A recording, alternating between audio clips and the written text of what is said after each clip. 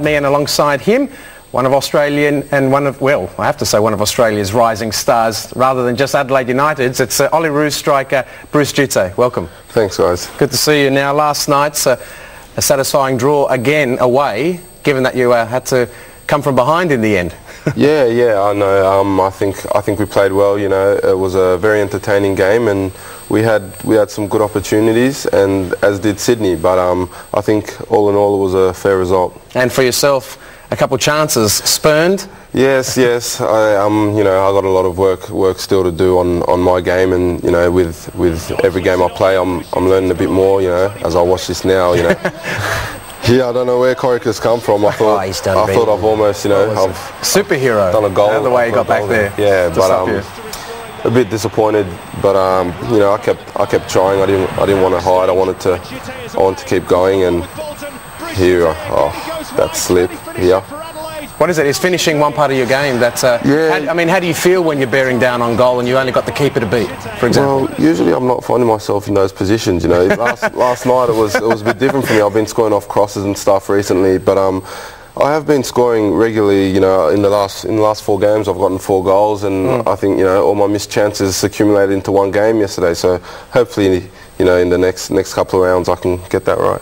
And Adelaide overall, at the start of the season, I guess it's very hard to separate teams already. We're seeing so many draws. Yeah, it is. But you guys, you look to be very solid, having won the pre-season cup. Yeah, you know, we've got a great squad and, you know, great coaching staff, and I think we're looking very good. We've been unable to win matches, but when we can capitalise on that, I think we're really going to do the business. Yeah, the team of course had a lot of injuries last year, Bruce, but it seems to be this year you're having a good run with injuries early on and also the pre-season, and therefore your depth is there. I mean, if you've got the likes of Diego, Spaniolo and also Agostino, who are capable of coming off the bench, then things are looking good. Yeah, you know, it's a very competitive squad. Everyone wants to play, and, you know, obviously the coaches have to make some tough decisions, but, you know, that's what they've wanted, and the players who aren't playing just know they have to work that little bit harder to get into the team.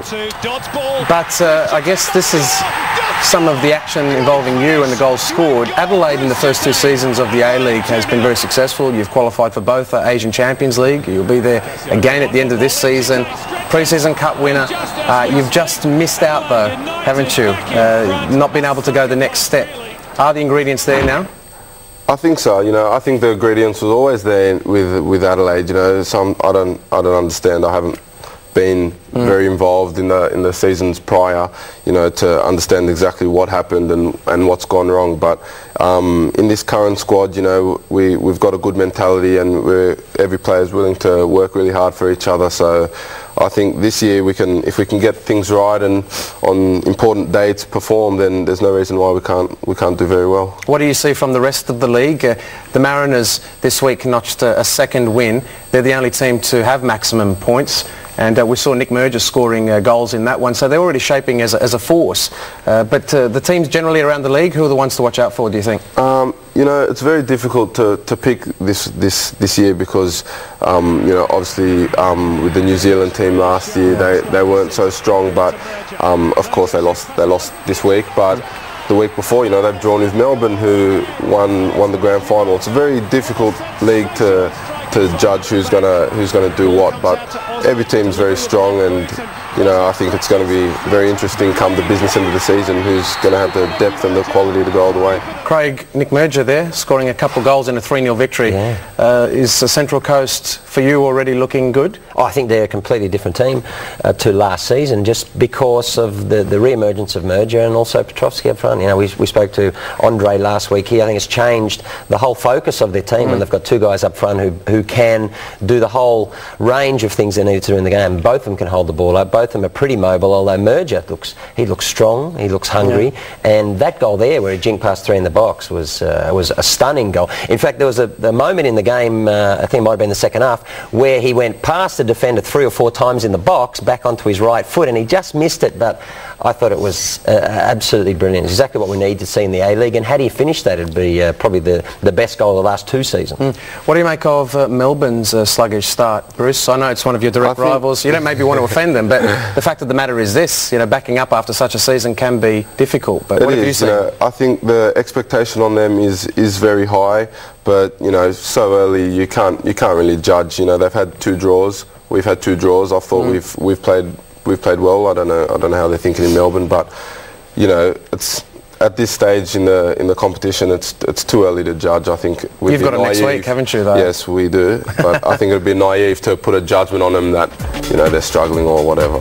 This is a match that you'll be forced to miss, if I'm not mistaken, Bruce, because of your commitments with the Olyroos. Although Nathan Burns, who is suspended for his international match against North Korea in Newcastle, will now be available. Incidentally, he's also here. He's chauffeuring you around the studio. I couldn't convince him to come on the show, but didn't have the requisite shirt from Adelaide. Nevertheless, maybe next time, Nathan.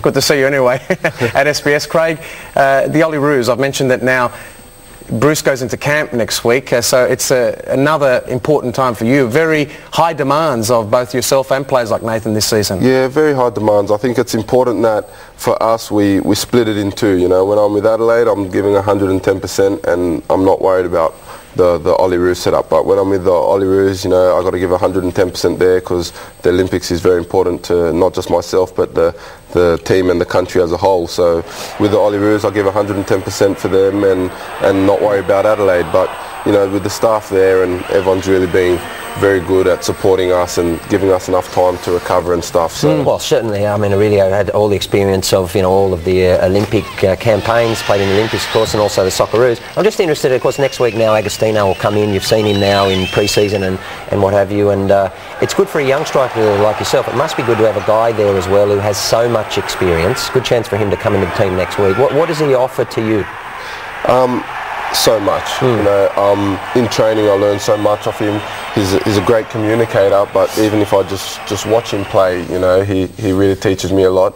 But he talks to me a lot. He came on in the Queensland game for the last half hour or so, and you know, he really helped me. You know, he's really enthusiastic. He's been out a long time with injury, but he's starting to look really sharp. His finishing's, you know, world class, and I think if I can play alongside him and learn as much as I can off him, it'll really help me in my career. Bruce, what about the campaign to qualify for the Olympics? Just a final question here, because you picked up an incredible draw, we'd like to think, because of the 40-degree heat and Iraq having won the Cup in Asia and so on, a very strong opponent. But now you're facing North Korea, you've got Lebanon in this section as well. Yep. What do you think is going to happen? Well, I know North Korea are a very, very strong team. You know, in India last year with the under-20s, they won the Youth Cup there. So, you know, they beat the South Koreans, and Japan's on the way to winning that, and they were at the under-20 World Cup. So, I don't know how many players they have from that squad, but they're going to have a bit of experience, and they're going to be a very, very tough team. So I think we're going to be in for another battle of a game. Lebanon, I don't know too much about. You know, the coaches will do their research and give us enough information before we play them. But you know, if we can approach the games as we have been doing, you know, we've got a very strong squad.